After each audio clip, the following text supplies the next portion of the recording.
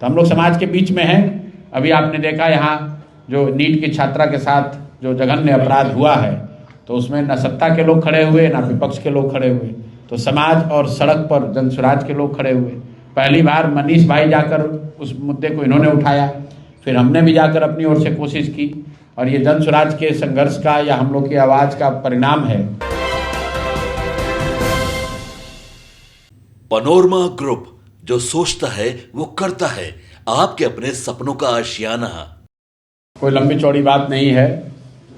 मैं Mithila student union के founding president Anoop जी और उनके साथी आदित्य जी, जो उनके बाद प्रेसिडेंट रहे हैं, और उनके साथ जितने साथी आज जुड़ रहे हैं, सबका तहे दिल से शुक्रिया अदा कर रहा हूं। इनका जन स्वराज परिवार में, जैसा अध्यक्ष महोदय ने कहा, स्वागत, शुक्रिया।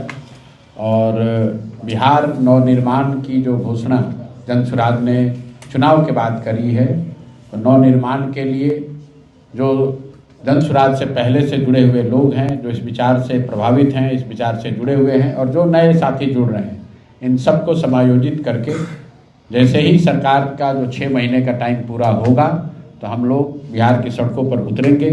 और जो मुख्य बात सरकार ने कही है, हम लोगों ने कहा था 2000 रुपये पेंशन कीजिए, 1100 उन्होंने कर लिया, तो 2000 होना चाहिए। और दूसरी बात हम लोगों ने कहा था कि कम से कम बिहार से के लोगों को हर परिवार में 15 से 20 हज़ार रुपया मिले, ताकि उनको पलायन न करना पड़े। सरकार ने वोट के समय में 10,000 रुपया दिया है, और साथ में कहा है कि 2 लाख रुपया और आपको देंगे, ताकि आप रोजी रोजगार कर सकें। तो 6 महीने का समय है। 1 जून को 31 मई को 31 मई को वो चीज़ खत्म हो जाएगी। तो 1 जून से जन स्वराज, जो बाकी सारे मुद्दे हैं उसके लिए तो हम लोग हैं ही, लेकिन जो मुख्य उद्देश्य है उससे हम लोग पीछे हटने वाले नहीं हैं। आपने कहा है कि हर परिवार को 2 लाख रुपए देंगे जो रोजी रोजगार करना चाहता है।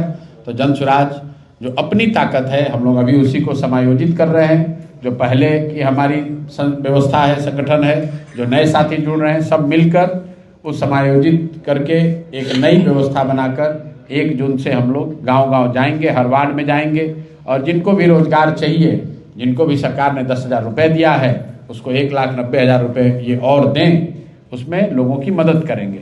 लोकतंत्र में लोग जब वोट देते हैं तो वो तय करते हैं सबकी भूमिका। उन्होंने एनडीए की, नीतीश कुमार जी की भूमिका तय की है सत्ता में रहने की, राजद वालों की, इंडिया गठबंधन वालों की भूमिका तय हुई है विपक्ष में रहने की, और जन स्वराज की भूमिका तय हुई है सड़क में पर रहने की, गांव में रहने की, समाज के बीच में रहने की। तो हम लोग समाज के बीच में हैं। अभी आपने देखा यहाँ जो नीट की छात्रा के साथ जो जघन्य अपराध हुआ है, तो उसमें न सत्ता के लोग खड़े हुए न विपक्ष के लोग खड़े हुए, तो समाज और सड़क पर जन स्वराज के लोग खड़े हुए। पहली बार मनीष भाई जाकर उस मुद्दे को इन्होंने उठाया, फिर हमने भी जाकर अपनी ओर से कोशिश की, और ये जन स्वराज के संघर्ष का या हम लोग की आवाज़ का परिणाम है कि आपको बता दें कि जो 2 पदाधिकारी थे, जिस दिन मैं वहाँ गया उसी दिन एसआईटी सरकार ने बना दिया, और हम लोग इंतजार कर रहे हैं कि एसआईटी का रिपोर्ट आए तो उस पर आगे निर्णय लिया जाएगा। दूसरी बात, हम लोगों ने एसएसपी से मुलाकात करके कहा था कि एसआईटी गठन हो जाए वो अलग बात है, लेकिन जो इन्वेस्टिगेशन में गलती की गई है उसके लिए जो दोषी अधिकारी हैं उन पर कार्रवाई की जाए। तो मुझे सूचना दी गई है कि यहाँ पर 2 संबंधित पदाधिकारियों को निलंबित कर दिया गया है।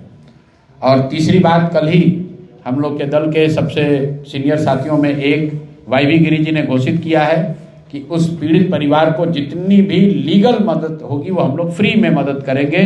वाईवी गिरी स्वयं उनका केस लड़ेंगे। सरकार पर जो दबाव है वो हम लोग बना कर रखेंगे। हर हालत में उस बच्ची के साथ न्याय होना चाहिए, उसके लिए खड़े हैं। और इस तरह के जितने भी मुद्दे आएंगे उस पर जन स्वराज के लोग, जन स्वराज अपनी ताकत से, जो भी हम लोग की ताकत है उसके साथ हम लोग लगे रहेंगे। तो अनूप मैथिल जी और इनके साथी जो अभी आदित्य जी जुड़ रहे हैं और इनके और सारे साथी जुड़ रहे हैं, सबका स्वागत है। और हम लोग की कोशिश है कि जन स्वराज की समाज में, समाज के मुद्दों पर लड़ाई लड़ने की ताकत को और मजबूत किया जाए, और ईमानदारी से समाज के लिए हम लोग खड़े हो सकें, उनकी मदद कर सकें, उनके साथ जहाँ अन्याय हो रहा है उसकी आवाज़ बन सकें। और इसी प्रयोजन में हम लोग आगे लगे रहेंगे। इसी में आप हमको देखेंगे। बहुत बहुत धन्यवाद। मनीष भाई को अगर कुछ बोलना। आप सभी का बहुत बहुत धन्यवाद। हमारे कुछ और साथी हैं, संजीव जी पूर्णिया से हैं, मोहित जी दरभंगा से हैं, और सौरभ जी दरभंगा से हैं, अजीत जी अररिया से हैं और कई सारे हमारे संगठन के साथी हैं जो यहाँ पे मौजूद हैं। अध्यक्ष जी ने सही, सबसे पहले मैं हमारे नेता, बिहार के नेता, बिहार के युवाओं को जिनमें अपना भविष्य नजर आता है, बिहार के मजदूरों को, बिहार के वो लड़के जो किसी कारणवश बिहार छोड़कर बाहर पलायन कर गए हैं 2 वक्त की रोजी रोटी के लिए या फिर बेहतर शिक्षा पाने के लिए, उन युवाओं को, उन मजदूरों को जिनमें अपना भविष्य दिखता है, आदरणीय प्रशांत किशोर जी, हमारे माननीय नेता प्रशांत किशोर जी का मैं धन्यवाद ज्ञापित करता हूं। साथ ही साथ हमारे प्रदेश अध्यक्ष जो इतने बड़े प्रशासनिक पदाधिकारी रहे हैं और पिछले कई सालों से बिहार के लिए अपना तन मन धन न्यौछावर करके इस संगठन को आगे बढ़ा रहे हैं, आदरणीय मनोज भारती जी को मैं धन्यवाद ज्ञापित करता हूं। साथ ही हमारे युवा साथी मनीष कश्यप जी भी हैं और हमारे जितने भी बिहार के साथी हैं, उनसे मैं एक बात कहना चाहता हूं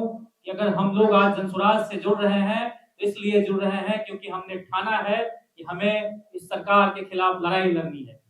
क्या लड़ाई लड़नी है? आप लोगों ने हाल फिलहाल में सुना होगा, ये सरकार कह रही है कि 300 करोड़ की लागत से बिहार भवन बनाएगी मुंबई में। और बिहार भवन बनाने का तर्क क्या है इस सरकार का कि बिहार के लोग कैंसर के इलाज के लिए जो मुंबई जाते हैं, उनके रहने के लिए ये बिहार भवन कहाँ बनाएंगे? महाराष्ट्र में बनाएंगे। इसका क्या मतलब है? इसका यही मतलब है, इस बिहार सरकार को हमने जो प्रचंड बहुमत से जिताया था, इस सरकार ने यह स्वीकार कर लिया है कि बिहार की स्वास्थ्य व्यवस्था को ठीक करना इनके बस की बात नहीं है। बिहार भवन जो मुंबई में बनेगा 5 साल लगेंगे बनने में, उतने समय तक के लिए उन्होंने स्वीकार कर लिया कि बिहार के भाई बहनों का इलाज बिहार में रहकर नहीं हो सकता है।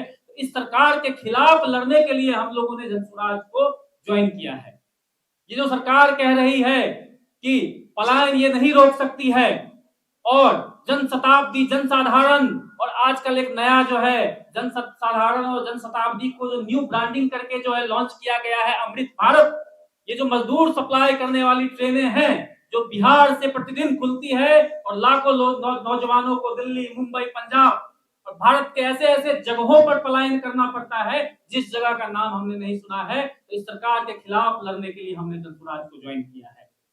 हमने जनसुराज को इसलिए हमने ज्वाइन किया है, जनसुराज से इसलिए हम लोग जुड़े हैं कि पूरे बिहार में संघर्ष करके भले ही हमारी सीटें नहीं आई है, लेकिन सड़क पे अगर कोई दिखेगा तो जनसुराज दिखेगा, जनसुराज के युवा साथी दिखेंगे, जनसुराज के युवा कार्यकर्ता दिखेंगे और इस सरकार से पूरे 5 साल तक हम सवाल करते रहेंगे, प्रश्न करते रहेंगे कि आपने जो है बिहार की महिलाओं को, बिहार के युवाओं को गुमराह करके जो वोट ले लिया है, हम बिहार की महिलाओं को और युवाओं को ये भूलने नहीं देंगे इस सरकार ने क्या क्या वादे किए थे।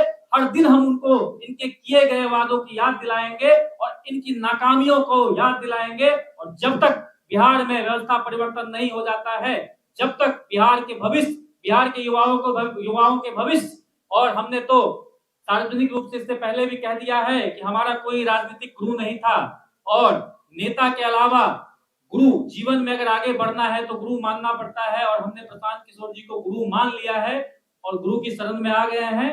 गुरु जैसा भी मार्गदर्शन हमें करेंगे, जैसी भी राहें दिखाएंगे, हम उस पर चलने के लिए तैयार है। लबोलबाब यही है कि हम संघर्ष करने के लिए तैयार हैं और संघर्ष करेंगे। बहुत बहुत धन्यवाद। आज हम लोग जनसुराज में जो जुड़ने जा रहे हैं वो आगे आने वाले 5 सालों में बिहार को बचाने की लड़ाई। हमारे नेता प्रशांत किशोर जी पिछले 3 वर्षों में बिहार के गांव-गांव तक जाके लोगों को जगाने में प्रयास किया कि बिहार में पलायन की क्या समस्या है, शिक्षा की क्या समस्या है, स्वास्थ्य की क्या समस्या है। हमने बिहार को बता दिया है, अगला 5 साल हम इन मुद्दों को लेकर सड़क पर आंदोलन करेंगे, सड़क पे संघर्ष करेंगे। पिछला 35 साल भ्रांति का, अगला 5 साल क्रांति का। पूरा जनसुराज आगे आने वाले दिनों में हम गांव-गांव जाएंगे, प्रखंड स्तर से लेकर जिला स्तर तक हमारे सभी साथी, युवा साथियों के साथ मिलकर हम विश्वविद्यालयों की लड़ाई लड़ेंगे, अस्पतालों की लड़ाई लड़ेंगे। हम इस सरकार के खिलाफ बने हुए माहौल को जनता के सामने पूरा लाएंगे कि इन्होंने आपको ठगा है। 10,000 वोट खरीदने के नाम पे इन्होंने एक तरीके से प्रचंड बहुमत पाई है। हम इनको बताएंगे इन्होंने पिछले 30 सालों में हमारे यहाँ यूनिवर्सिटियों की संख्या बढ़ी है। आज ये बताइए कि 6 करोड़ की जनसंख्या है गुजरात में, वहां पे 2-2 आईआईटी है, एनआईटी है, आईआईएम है, हर जगह है। हमारे यहाँ एक पटना में आईआईटी है, इसके अलावा पूरा बिहार की 13 करोड़ जनसंख्या के पास ना आईआईटी है, ना आईआईएम है, ना एनआईटी है, ना सेंट्रल यूनिवर्सिटी है। पिछले 30 सालों में बिहार की वर्तमान सरकारों ने क्या इंडस्ट्री लगाने के लिए एक भी काम किया है?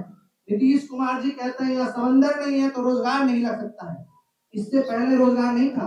हमारे यहाँ चीनी मिल नहीं था, जूट मिल नहीं था, सूत मिल नहीं था, पेपर मिल नहीं था, खाद मिल नहीं था। ये सारे इंडस्ट्री हमारे यहाँ लगे हुए थे। पहले समंदर था बिहार के पास। आज नीतीश कुमार जी ने पूरी दुनिया जा रही है इंडस्ट्रियलाइजेशन के ऊपर, एआई के ऊपर। क्या रिसोर्स चाहिए एआई लगाने के लिए? कौन सा समंदर चाहिए एआई के लिए, सेमीकंडक्टर के लिए? समस्या ये है कि यहाँ के नेताओं को विजन का नितांत अभाव है। वही बात है, 300 करोड़ देके बिहार भवन बनवाएंगे, लेकिन 300 करोड़ से कल एक टर्शियरी कैंसर सेंटर बिहार में खुल सकता है जहां पे बिहार के लोगों का इलाज हो, लेकिन ये विजन नहीं है, ये सोच नहीं है। इस चीज को बदलने के लिए हम लोग जन स्वराज से जुड़ने जा रहे हैं। अगले कुछ वर्षों में हम पूर्ण अपना तन मन धन से बिहार की सेवा में लगे रहेंगे और हमारे नेताजी का जो विजन है उसको हम लोग आम जनता तक पहुंचाएंगे। बहुत बहुत धन्यवाद।